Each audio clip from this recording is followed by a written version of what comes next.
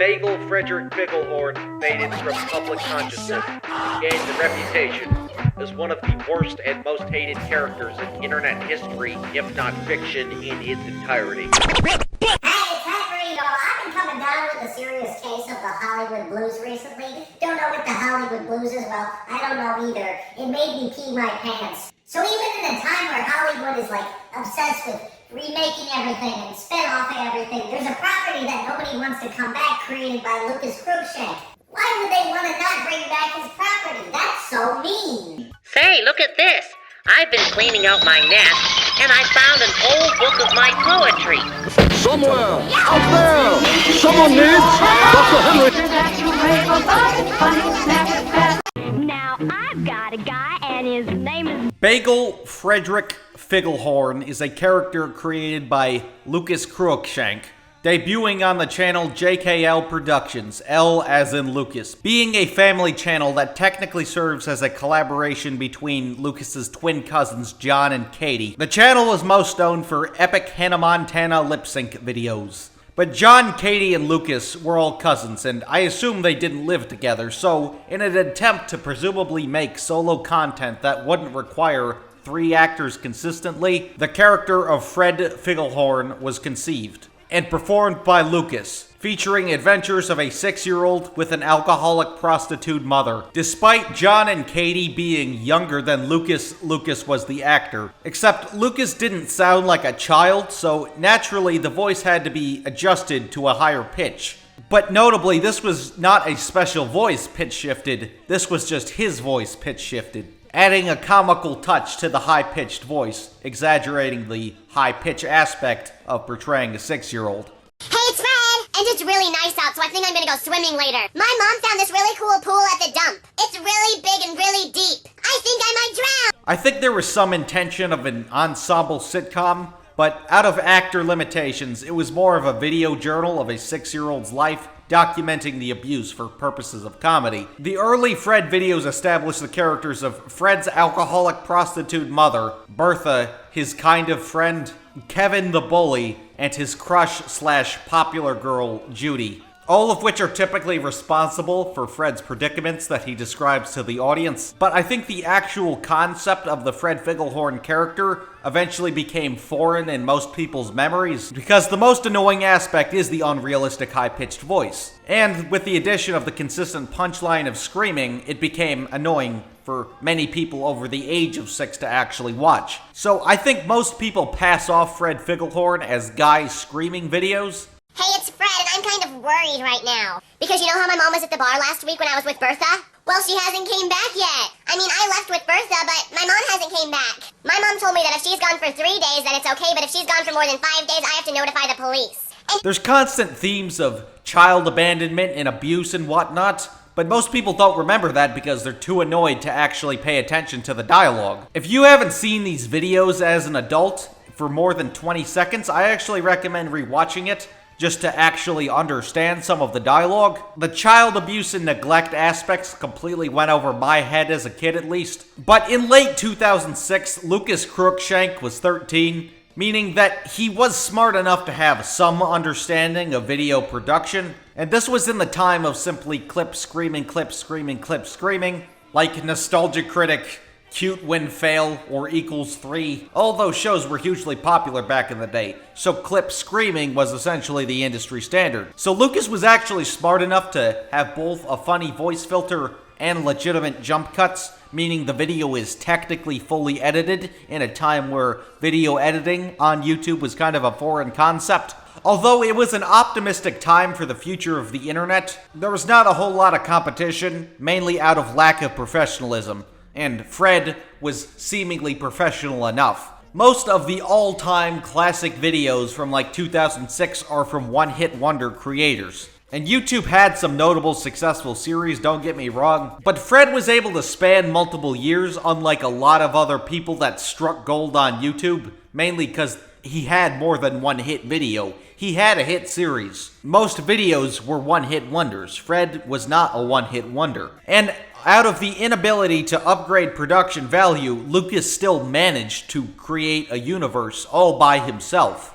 which compared to the seemingly nothing competition, this was actually advanced for its time. The original JKL era videos of Fred Figglehorn were later re-uploaded onto the main channel. If it was re-uploaded onto the main channel, I dub it as Season 0, but they are listed in the Season 1 playlist and in the Season 1 canon, essentially, qualifying Season 1 to last from October 2006 to February 2008. Meaning that the Fred videos on the Fred channel didn't actually start until April 2008, which is when the comedy act began to be taken a lot more seriously by its creator. All of the Season 0 pre-Fred channel episodes are all holiday specials with the exception of Fred Goes to the Park, parodying the tropes of the holiday. But thankfully, over time, the concepts became a lot less deprived of parodying holiday scenarios. It's similar to how the first two AVGN episodes are considered official episodes, but also qualify as precursors to the main series. But in Season 2, the character became much more flanderized, and his obsession with Judy was a lot more prominent in the school conflicts. The other characters are mentioned more as well, but yet to have been consistently making on-screen appearances. Hi, Kevin. Fred, you know why you're here. Don't yell.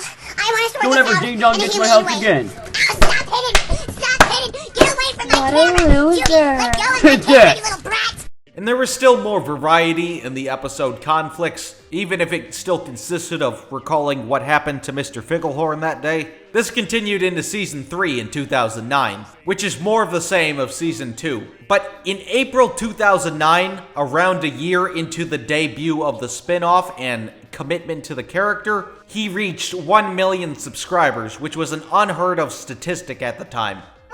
Whatever, the reason why I'm making this video is because I want to thank all of you guys for getting my YouTube channel to 1 million subscribers! So yeah, thank you guys so much! Meaning that jump cut vlogs of a high-pitched voice was all you needed to get 1 million subscribers back in the day, making it all the less surprising that Fred did not stand the test of time. But reaching 1 million subscribers in 2009 only enhanced the opportunity to appear on mainstream television. Billy, he's my guy and I love him. Given the optimism of the internet at the time, it was another shot at fame, so obviously it's not surprising that tons of shit from the internet got put on mainstream television. Obviously from network executives' views of potential, but Fred got to appear on an episode of iCarly, only as a brief inclusion, but having an entire conflict of the episode centered around him. If you're not my age, iCarly was a Nickelodeon sitcom about a girl named Carly and her wacky group of delinquents / co-hosts achieving success with a web show displaying both the art of the web show and the life of the artists. It's kind of like demo reel, but without the supervillain shuffle. And it was surprisingly relevant for its time, capturing the optimism of the internet, often relating to the conflicts of the crazy audience to the show. But Fred got to be on iCarly, which is similar to when Pee Wee Herman shows up in Cheech and Chong's next movie, or Elvira shows up in the Super Mario Bros. Super Show. Titled I Meet Fred, the episode takes advantage of the real-life popularity of Fred, which wasn't outdated at the time of the episode's airing. Keep in mind, Fred, the web original series, was still being produced when this episode aired. But the episode starts with the iCarly web show essentially reviewing Fred. Imagine reviewing Fred, what a shitty concept for a web video. But the iCarly episode reuses footage from the web original episode Fred Goes Swimming, and Carly and Sam think it's epic, but Freddy from iCarly, not Fred Figglehorn, thinks it's fucking doo-doo. But later, after the episode of iCarly, the web show in the universe, is broadcasted, Fred quits YouTube because Freddy's diss was just so epic, and as a result, Freddy gets publicly crucified. Oh dear, guys! You see, Freddy is kind of like Jesus from the anime The Bible.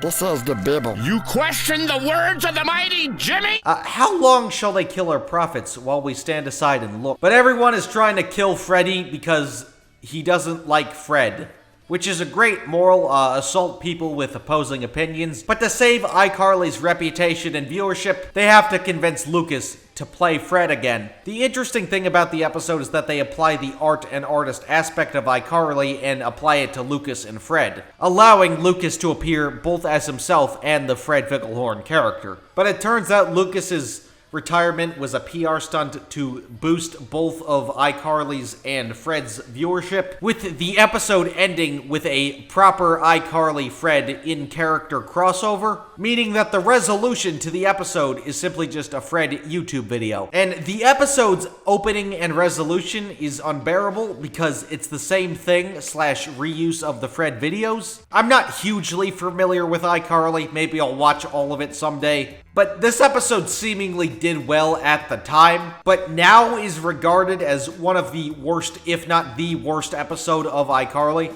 And I do think there was a missed opportunity for a message about respecting other people's opinions. Like, they could have actually had Lucas help prevent Freddy from being publicly assassinated. I don't think that was the intent, but the resolution to the episode is terrible. However, the episode does have two notable gags from the series. Spencer having the ostrich and smoothie meme template and the magic meatball, which was a popular enough gag to get a McDonald's toy, but as Fred got to be on television, he started to be mocked in other shows. One thing I never hear anyone talk about is how he was parodied on Johnny Test. Thanks for watching, kids. I'll see all of you in Hollywood.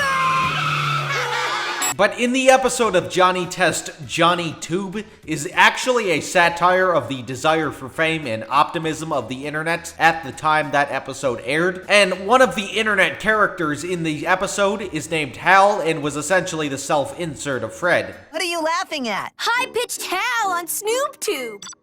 So I was walking down the street today, and isn't that crazy? I don't get it. But the episode is the characters just doing dumb shit to try and get famous on YouTube, which is something I can definitely relate to. The trampoline episode of Regular Show is similar, of trying to do dumb shit and get famous off the internet. And that's still something people do. And as a kid who was around for that era of the internet, I can totally relate to both of these episodes. But Regular Show did not parody Fred. But Fred even became a running gag in the 2010 Mad series based off the magazine, which was the second show based on the magazine.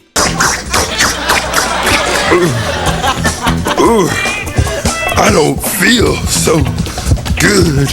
Hey. Albert's got a serious problem. He's disgustingly fat and he just had himself a major heart attack. Plus his arteries are clogged more than Aretha Franklin's toilet. But in 2010, not long after the original run of Mad TV, it got a Cartoon Network adaptation, which was a lot more kid-friendly, which has lots of dated jokes. You just have to be there to understand the comedy, or just know a lot about the 2010s.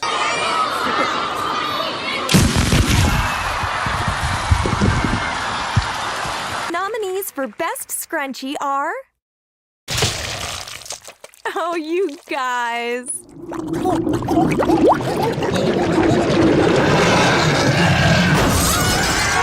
And the 2010 Cartoon Network Mad series is a flawed but good mashup parody sketch comedy. Nigel, what is the... Green Lanterns? Ha! Luckily, your rings don't work on yellow.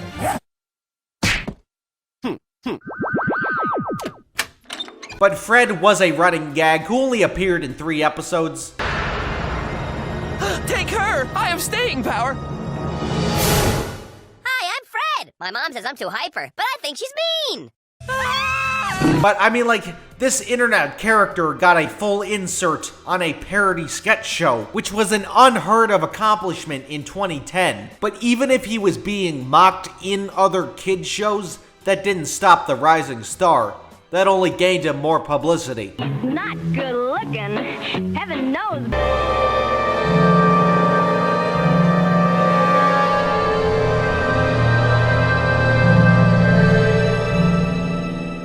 Oh my darn it, that was really weird. Why was that scary music playing? But what is this? What is this? You tell me right now, right here. What is this? It looks just like me!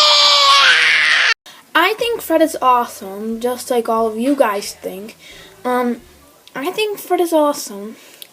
Fred, if you see this video, then make a comment, okay? I think Fred Figglehorn is awesome. I have 2 of his dolls, and I have the pillow, and you know his book called Hacking Awesome School Jokes? I have that one, too. I have, like, I'm sort of, like, Here is him brushing his teeth. Oh yeah. Hey, it's JJ. And Joey. And we're here at Toys R Us. Toys R Us? Yeah, we just ate Taco Bell. And we found something that's awesome. We're in the iCarly and Wizards of Waverly Place aisle. And we found someone else that everybody else might know. Okay, you ready? It's Fred! Hi, Fred. It's just a toy shark. My mom found this really cool toy at the dump. Yeah. If you're wondering why I'm wearing my shirt while I'm going swimming, it's because I'm uncomfortable with my body. Oh, that's good. He doesn't like that. It is small. If you're wondering why I'm wearing my shirt while I'm going swimming, it's because I'm uncomfortable with my body. You told us that. I'm scared. Yeah. Kidding, it's just a toy shark. And look at this. Yeah, these are really fun. You can just throw them on the ground. And look, the toys malfunction. Here, throw this one on the ground. His face works. Here we go, Fred. Work. He died. Apparently, if you throw him nicely, he's polite and talks to you. So, yeah, we found and there's a here. Fred purse, and Fred flip-flops, and Fred... There's a bracelet. Really, people? Come on. And the thing about the merchandise of the character is that they actually paid attention to the dialogue. Gonna go insane if I don't get my meds. I need my medication. If I don't take my meds soon, someone's gonna put me in a straitjacket. My mom said she got put into a straitjacket once. She was tied to a bed in a straitjacket. She told me it wasn't a good experience. Oh my god, I better find my meds, or else I'll be in a straitjacket. Holy crap. And due to the fact that the videos were so simple, you can kind of tell that the product designers were stretching for ideas. Like Fred Mayday Dice Game, based on the classic Season 1 holiday special. But he doesn't do anything in that video, he just dicks off in it. So like, fuck it, Fred Dice. Can't forget Fred's Hackin' Awesome Slumber Party game, which is seemingly based on Fred Goes Swimming. Like, why isn't he wearing pajamas? I thought this was a Hackin' Awesome Slumber Party game. Can't forget Fred Playing Cards. Like, imagine gambling with a mob and using this shit. I mean, like, you totally could play blackjack with it. The Fred cards designs are just normal cards, but with Fred's face lazily photoshopped onto it. Can't forget Fred button pins. I need my medication.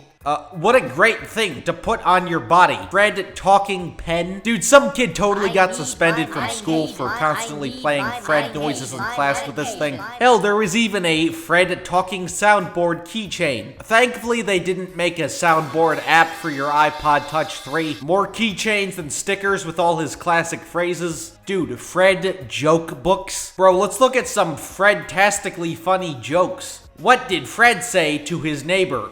You go, squirrel.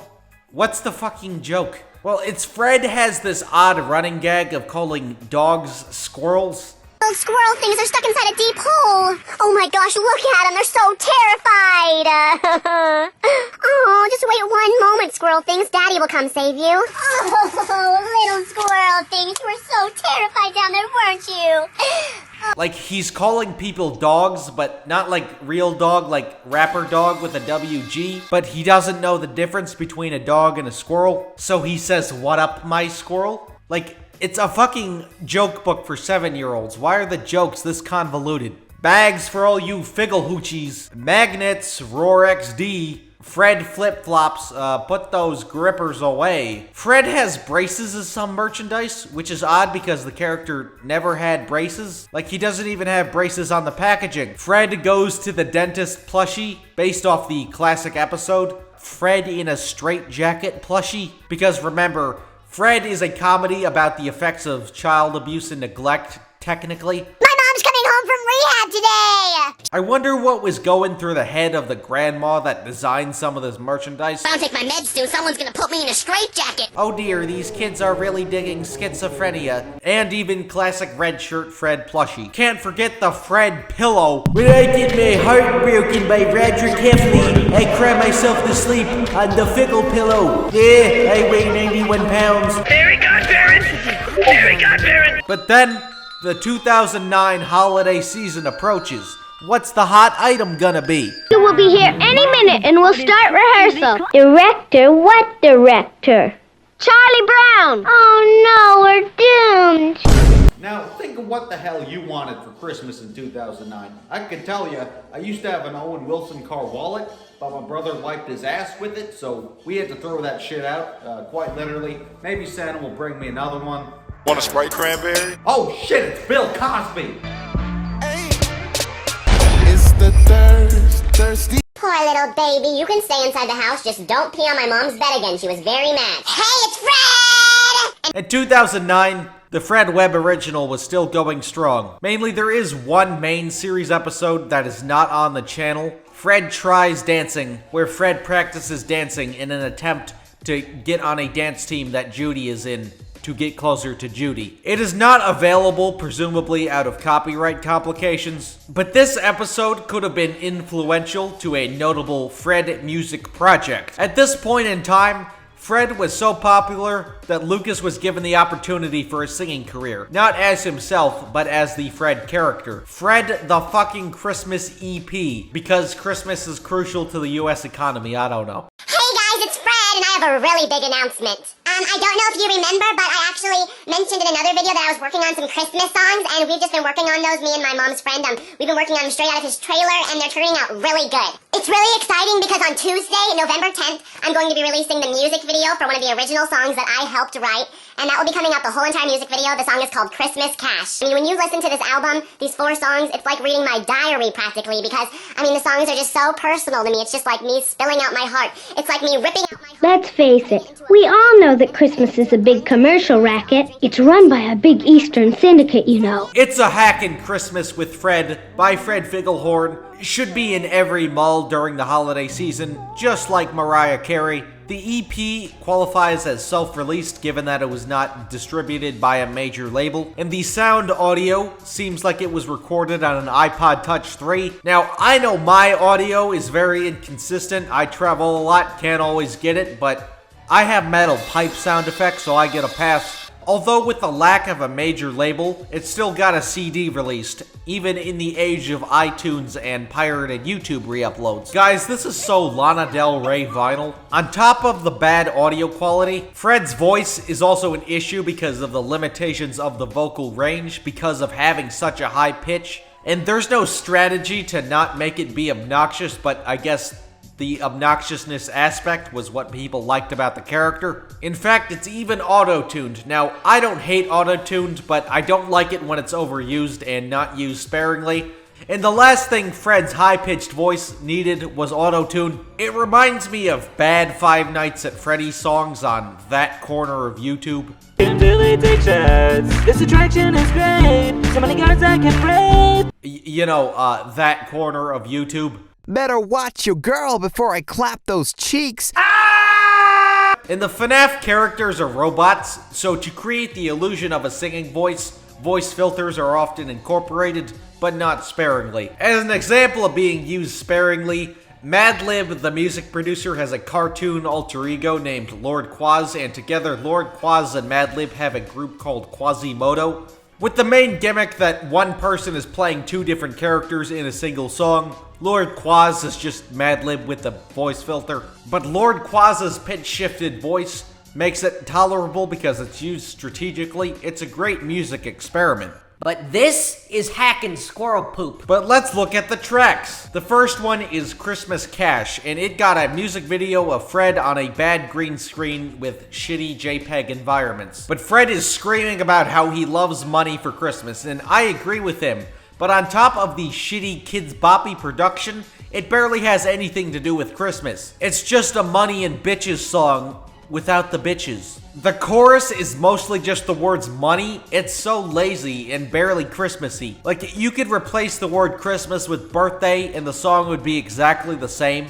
Track 2, Christmas is Creepy, a rap which is just every Santa is a pedophile joke you've ever heard in your entire life. It has poorly animated segments. I think they were trying to parody the Rankin Bass stop-motion animations, a popular thing to parody with Christmas comedy. Yeah, so what? Well, you need to get the Christmas spirit. I don't need to listen to this shit. Where the hell is my Countach? Which they do later in the video, but I think they were trying to do the same thing with the 2D segments. In fact, if the entire thing was stop motion, it probably could have benefited from it. There was clearly no effort on the stop motion aspect. Like, why doesn't Fred look like Hermie? The snowman doesn't look anything like Sam the Snowman. Throughout all the animation, there's very minimal lip syncing. The Jacob Marley gag isn't bad because it actually fits the Christmas horror theme, but I assume this entire Christmas EP project was rushed, and this video is a great example. Track 3, Fred's One Open Squirrel Sleigh, a shitty rock version of Jingle Bells, but with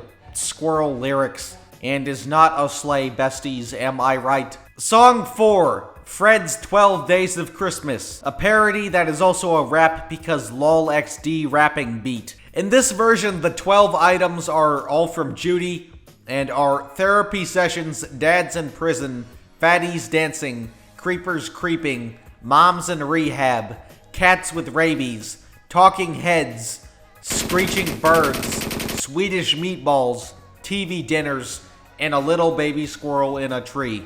Considering Judy gifted Fred all of this shit according to the song, I interpret it as a schizophrenia attack of Fred's. Like, how the hell did Judy give him a mom in rehab? Multiple moms in rehab. As a parody, it doesn't make any sense. We even get an epic guest feature with Fred's mom, and it's a man's voice, and I know the joke is that Fred's mom is ugly, but Fred's mom's backing vocal guest feature is awful. But A Hackin' Christmas with Fred was somewhat of a success, with Christmas is Creepy being the highest charted song on the EP, reaching #1 on the US Holiday Song Chart, and the EP reaching #8 on the US Billboard for Comedy Albums, and #24 in the Heat Seekers chart, and #13 on the US Holiday Albums chart. But this short Christmas EP was enough of a success to secure more Fred music. He wears tan shoes with pink shoes. So Kanye West. 2010 was somewhat of a raising of the stakes in terms of the Fred production variety and content. The web series production upgrade in 2010 could also be attributed to the success of the views, the merchandise, and the EP, I assume. But this season actually features other actors, although in minor roles, and the reoccurring mentioned characters still being limited to vocal cameos. Original scores were even created for the episodes, with the episode concepts being a lot less reliant on recapping and rather displaying. Fred Stays at a Fancy Hotel was one of my favorite episodes growing up, where he talks into a phone that isn't even fucking plugged in. Boy, I really hope somebody got fired for that blunder. Hey, it's Fred! And it's Valentine's Day! It's gonna be so... Give me that camera. Give me back the camera! Why, hello, fellow beings. It's Valentine's Day. But this season introduced another major character played by Lucas, Claudio, an Italian singer that would enter Fred's house and sometimes steal the camera, leading to constant argument to fighting to appear in the vlog. Playing other characters is something I'm surprised Lucas didn't do as a solution to his minimal resources earlier. But along with the web series continuing in 2010, multiple other projects happened this year. One of which was Who's Ready to Party with Fred, a full album of dance music by Fred. Every problem of the previous EP is found here, but unlike the EP, this was not released independently. It was released by Red Ink Records, which is still in business, but the album isn't officially available anywhere to stream because Red Ink pulled it. According to Lucas, it wasn't his decision. Tater Haters by Fred Figglehorn. Actually, you can't stream it anywhere because it's deleted, scrubbed off the internet. Why? I don't know. Actually, I don't think it is, but I watched this one guy, he did a review of all the Fred music. Yeah. And like a lot of it he couldn't find. They deleted it off the Apple Store. Wait, was it an actual vocal coach reviewing it? Oh no, it's just like he said like I don't know anything about music. Oh, that'd be funny, a vocal coach. Yeah, but a lot of it's been scrubbed off the internet. Not by me, but by the record label who did it. So I think they didn't want anything to do with it anymore. Kinda embarrassed. Yeah. Meaning the current owners of the record label want nothing to do with it. Although the Hackin' Christmas EP is still widely available. A Fred party album even though the character is an outcast? Well, it's just bad 2010s party music combined with all the flaws of the previous EP. There's very loose connections to Fred here, besides the voice and describing certain things, I guess. But it also would qualify as an attempt as a comedy album. So it's shitty 2010s dance music mixed with shitty chipmunk remixes. Whoop-de-fucking-do. None of these concepts are really even funny, and again, they're really stretching for ideas. The best song on the album has to be Big Bad Bullies, which is like an AC/DC homage, serving as a diss track to Kevin, and is probably the best song in the discography. Not that there's much, because it's less chipmunk / party rock LFMAO, and is just more default annoying. Hell, there's even a Judy Love ballad titled Hard to Get, which sounds like the fucking Han Solo dance. The song Don't Forget to Brush expands on the concept of Fred Goes to the Dentist from season 1, which got a music video including dancing inside of low-quality pictures of mouths. Fred expresses regret about not brushing his teeth, and I guess it's technically educational, which is why they advertise the song on the cover. Possibly to get parents to buy it, or maybe they just thought that song was that fucking funny. The Babysitter's a Vampire will be important later, and it even got a music video directed by Michael Titties. A full animated music video called Tater Haters is a profound piece of commentary of those who do not like potatoes. King Frederick of Persia, aka a dead dude, did not like potatoes, and look what happened to him. The song I Wanna Be a Celebrity got a music video where Fred desires fame while not addressing the consequences.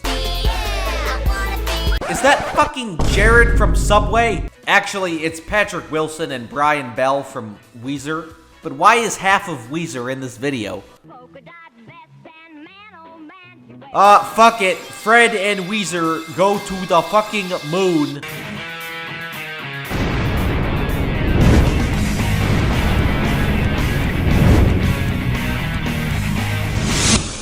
Oh, it's just Weezer.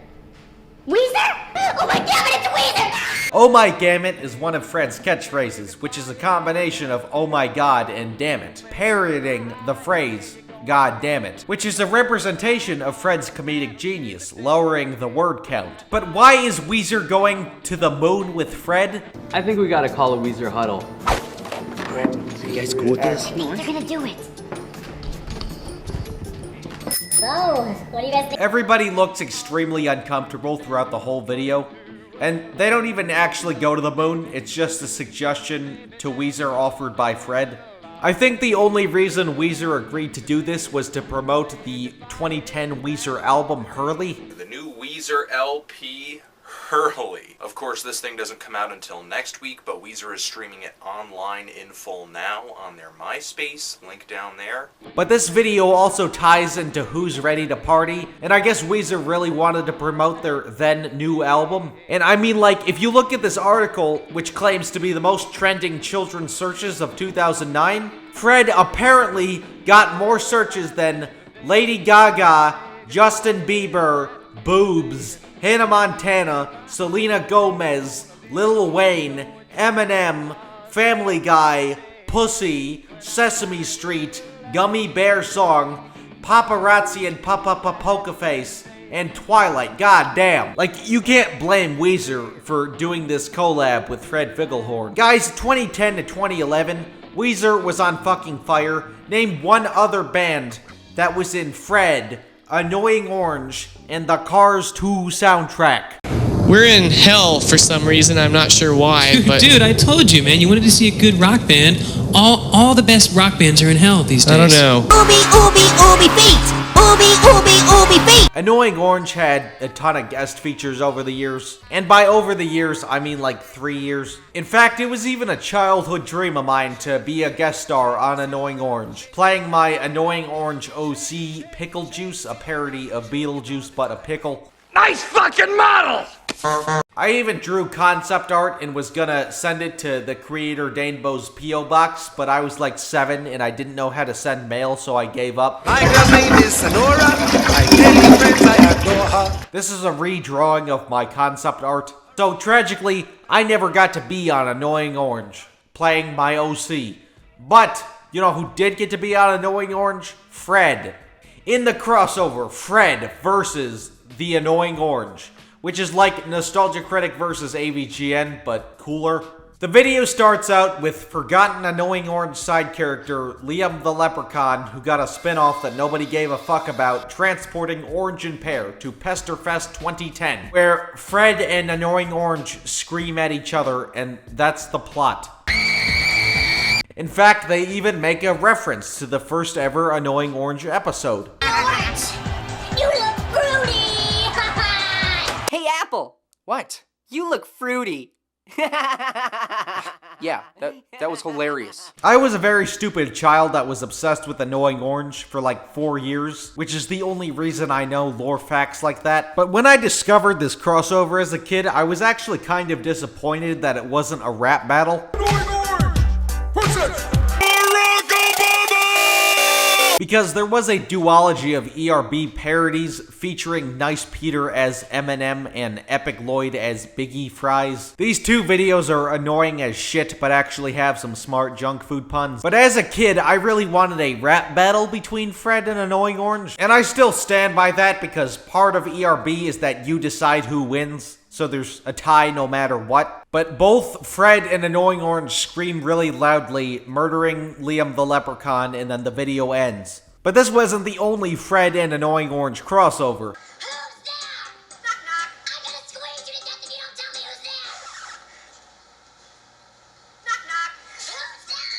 The fact that this was in a public setting.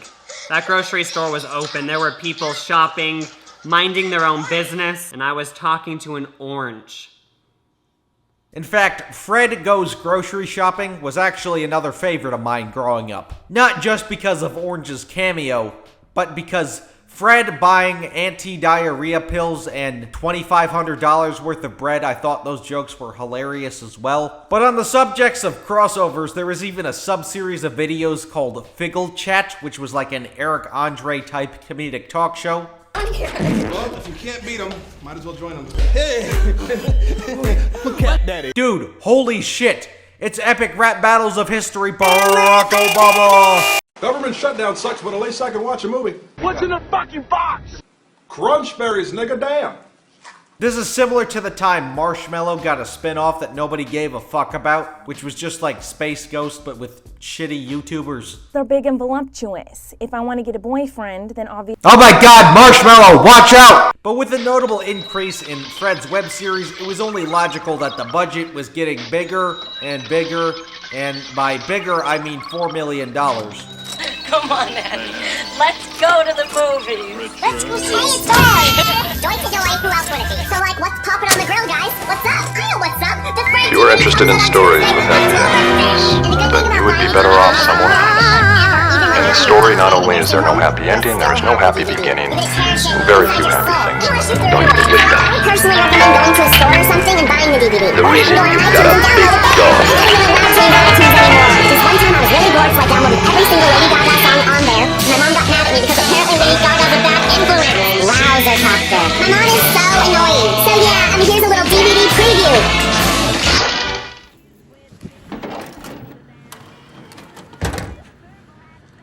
Told you.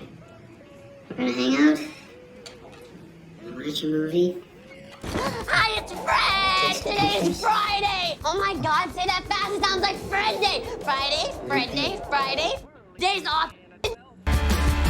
I've been coming down, don't mind that, with the Hollywood Blues. Given that in the previous year, Fred had pulled more searches than Pussy, Family Guy, and Sesame Street, it was only a matter of time until producers got a hold of him. And a producer named Brian Robbins independently funded the film Fred the Movie, possibly as a get-rich-quick scheme or something. Essentially, making a cash-in by himself and not by a proper studio. So, Fred the Movie was originally intended for theaters, but Nickelodeon liked excerpts of the film and decided that it would be more successful under the Nickelodeon brand, in which it was sold to them.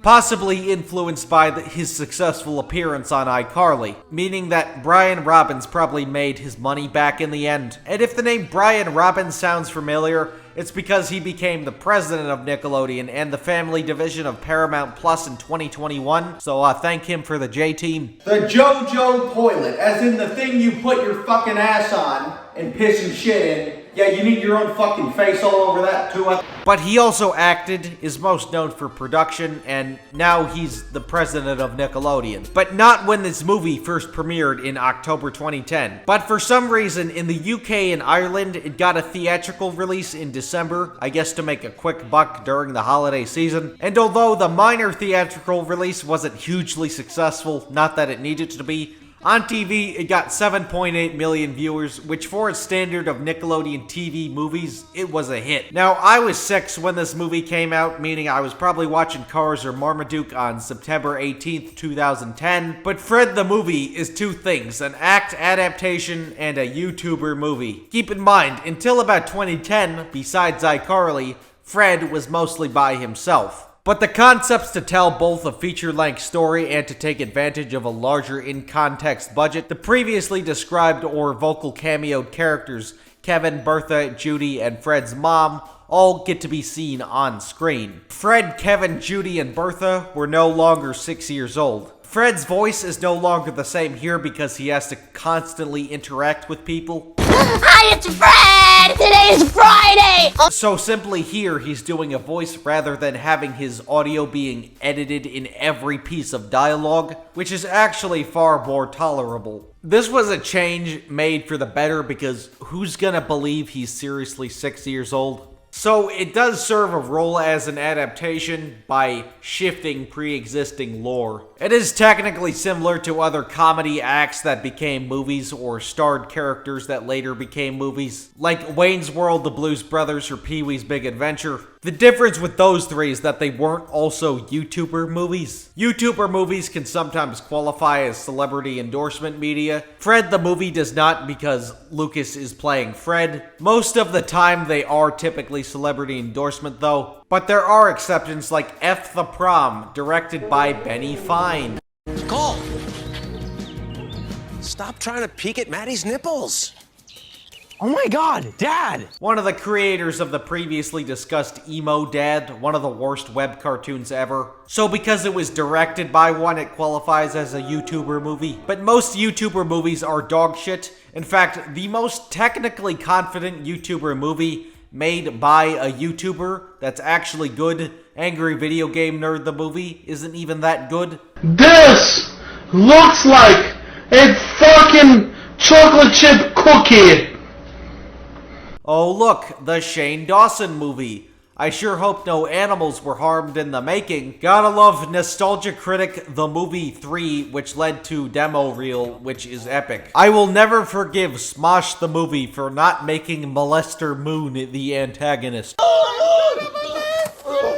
The YouTube cinematic universe is a shithouse for another day, excluding Fred the fucking movie. You stutter a lot. So Fred the movie is part of a dog shit genre, and they had to make a movie out of the source material, and unsurprisingly, it's not an outlier. Like, what are you even supposed to do with Fred Figglehorn starring in a feature film? It's like making the thedrxhenry movie. It's YouTube videos about a guy screaming about minions for half an hour. What the hell are you supposed to do with that concept? This movie was directed by Clay Weiner. Yeah, what's with these names? Well, the plot is that Fred is trying to get to Judy's house because Fred has a crush on Judy. Now, I assume they didn't want to go the shitty teen romance direction and actually developed Fred and Judy's relationship. Instead, they went with a kind of road trip movie. It's barely a road trip, but it is kind of in some sections. I mean, like, Fred is traveling with a set goal, and we get to see tons of epic stops along the way to Judy's house. Fred is on a quest for Judy's booty, so he has to find Judy to ask her out. But the film starts with Fred being a creepy stalker, and I say creepy stalker because that's what it fucking looks like. There is some self-awareness to Fred being annoying, but not this Jeffrey Dahmer in the making shit. Now keep in mind, Fred was originally 6 years old, so his descriptions of his shenanigans involving Judy was like a stupid kindergarten crush, but they didn't think to change that. even though he's supposed to be like 15. And he comes off like a serial killer and not a stupid child who thinks he's in love. Kevin, just leave him alone! British? Judy is played by Pixie Lott, and you're probably wondering who the hell is Pixie Lott? Well, I'm wondering who the hell that is, but she was a popular pop star then, and she's British. So I guess she was really popular in the UK circa 2010, I don't know. Which probably explains why this movie got released in theaters in the UK and Ireland for some reason. You might not have been able to tell, but that girl I walked home with, that hacking awesome girl, that's Judy. Yeah, this whole movie is edited like a PowerPoint slideshow, by the way. And we even get to see Kevin, played by the guy who's most known for playing Kevin from Fred Figglehorn. But Fred explains to the audience that he wants to take it to the next level with Judy, so he's actually gonna ask her out, but he has to go to Judy's house. And that's briefly summarizing this first act of the movie, because there's about half an hour of filler of just Fred explaining things to the audience and screaming and singing. Somebody call 911! Shorty fire burning on the dance floor. Whoa! I wanna get me the steak burrito. I wanna get me the chicken soft taco. I wanna get me the grounded nacho and the queso and the side of guac. You see, I'm randomly singing because it's fucking funny.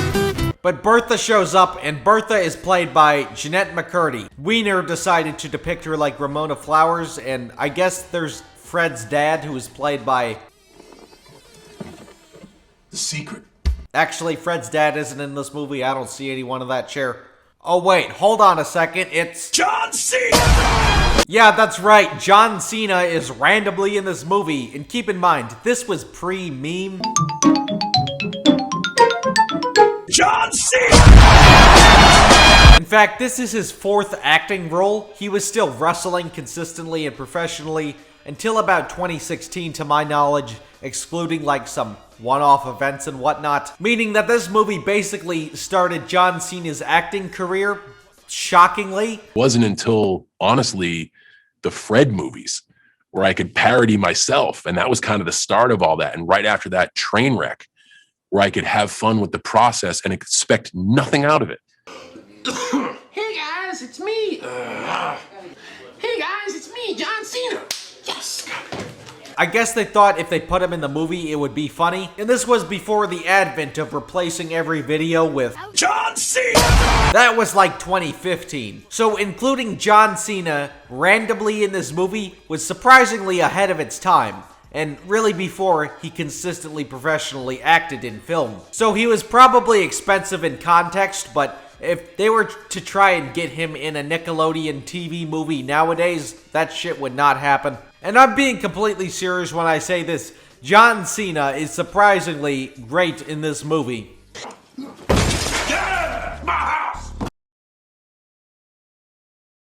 Not only do you get to see him beat up Fred, which is satisfying because he's annoying, he's actually somewhat versatile with his performance. Check it out, it's right there. It's classified. Like, holy shit, John Cena actually tried. It's not a huge accomplishment or a tall order of things to do, but John Cena actually delivers the best scenes in this movie. But John Cena plays Fred's dad, but not his actual father, just Fred's schizophrenic imagination of what his father would be. Speaking of Fred and John Cena, does anybody remember when Fruity and Cocoa Pebbles had the team ad campaign? Fruity Pebbles is my champion, chump. What? Cocoa Pebbles is slam dunk delicious. Yeah, why did they make the muscular guy Team Fruity and the black guy Team Cocoa? Crime, racism. Subject, African Americans. Sadly, this is not the only Fred and John Cena crossover, but those are movies for another day. But Fred's mom is also in the movie, and unlike John Cena, Fred's mom is the most annoying character in this movie. Judy. Friday, I get in their mail, tossing it. But Fred is on a quest for Judy's booty, but Kevin is outside and he doesn't want to get noticed by Kevin, so he does a bunch of dumb shit to try and get to her house to pad out the movie, and it turns out that Asian people kidnapped Judy. Oh my damn Damn it, Asian people kidnapped Judy! What do I do? Now, of course, Asian people didn't actually kidnap Judy, although it would have made for a more interesting plot. It turns out that Judy moved, and Fred's mom has the address because movie. And it may seem like we're 10 minutes into the movie, but we're actually like 35 minutes into the movie. That is how much time is wasted, which I guess is like the end of Act 1. And we get to Act 2, which is like a road trip comedy, kind of. In fact, this entire second act is like an infinitely worse Pee-wee's Big Adventure. So let's look at the wacky locations Fred goes to on his quest to get Judy's booty. So Fred goes on a bus and we meet another one of Fred's hallucinatory friends, Durf, who is similar to Lucas's other character, Claudio.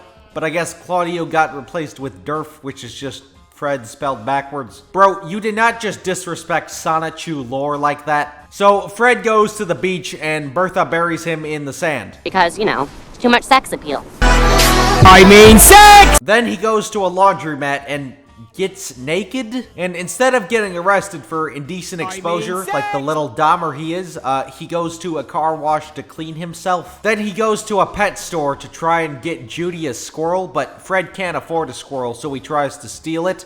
Put the dog down. Squirrel. I don't have a dog, you psycho. Oh my God, Gary! He's a gangbanger! That's not what gangbanger means. Is that supposed to be the joke? He's a gangbanger! Why did Oscar from The Office say that?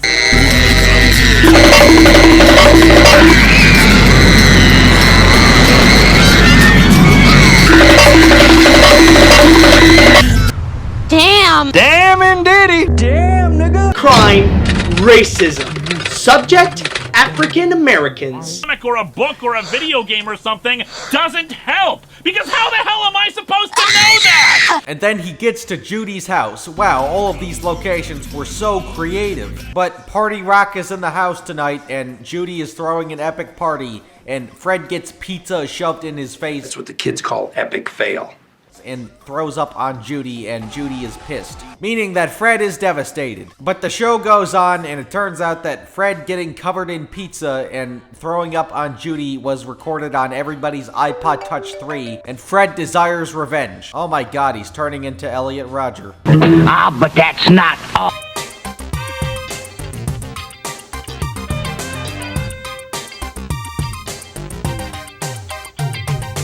It's Fred, and by it, I mean touch your cousin. Was it worth it? No, it wasn't. All I got. Oh no, it's a gun! We should tell our parents and teachers about this. It's a gun over there. I can bring it to school and take everyone's lunch money. So thankfully, he doesn't shoot up the school, and he decides to hand out disinvites to his party to let everybody know that they weren't allowed to come to his party. We even get to meet Kevin's mom, who is played by Flo from Progressive for some reason. Check it out! I'm a me! Fred's revenge includes Bertha, who doesn't find his pizza epic fail video funny, so Bertha actually gets invited. So they decide to have an epic party and make a shitty Lady Gaga music video, which goes on for way too long and has awful licensed music. And the next day, everybody wishes they were at Fred party. It was an epic fail of me not to go to Fred's. This movie is an epic fail, am I right? But I do like one thing, is that Fred ditches the British blonde to get with the goth girl, which is based, because the actual love was the one that was there for him the entire time. Is what I would have said if the plot's resolution made any fucking sense. Judy shows up at Fred's house, double-cheeked up on a Thursday afternoon, and likes Fred, presumably only because he got famous because of his epic Lady Gaga music video. And she wants to hang with the popular kids now, I guess, so Fred gets the Judy booty, even though it would be much more logical to hook up with Bertha. I don't like the goth girls. They have tattoos. Tattoos are yucky.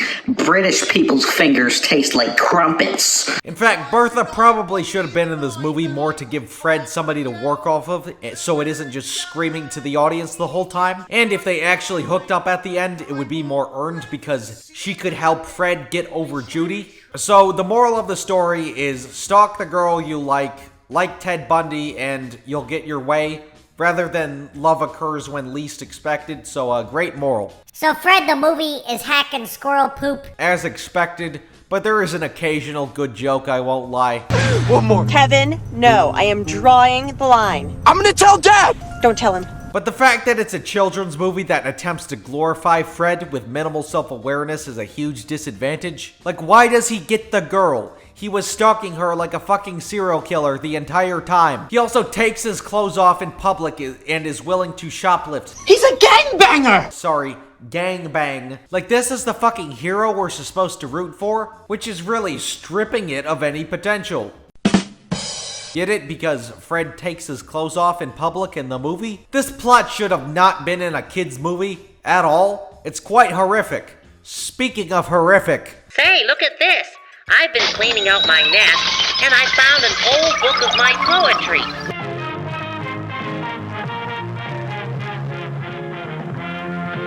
And there's nothing that gives a parent more joy than hearing the doctor say, "It's a perfect child." But what happens when fate doesn't go your way? What happens to the child? What happens to the parents?